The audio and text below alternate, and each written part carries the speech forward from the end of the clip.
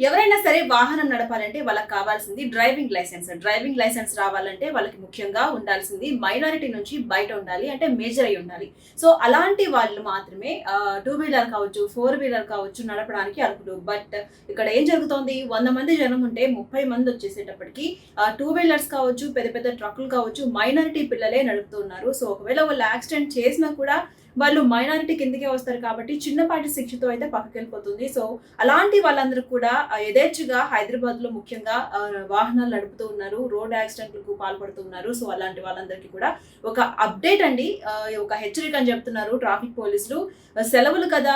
మాకు స్కూటీ ఉంది కదా! లేకపోతే కార్ ఉంది కదా! అని చెప్పేసి రోడ్లపై తిరిగేద్దాం అనుకునే వాళ్ళందరికీ కూడా తస్మాత్ జాగ్రత్త అని చెప్పి పోలీసులు చెప్తున్నారు. ఎందుకంటే నగర వ్యాప్తంగా పోలీసులు తనిఖీలు ముమ్మరం చేశారండి. బంజారా హిల్స్ కావచ్చు, జూబ్లీ హిల్స్ కావచ్చు, ఎస్ఆర్ నగర్ కావచ్చు, పంజాగుట్ట కావచ్చు, ఇలా ఒక్కొక్క ఏరియాలో స్పెషల్ డ్రైవ్ చేస్తున్నారు.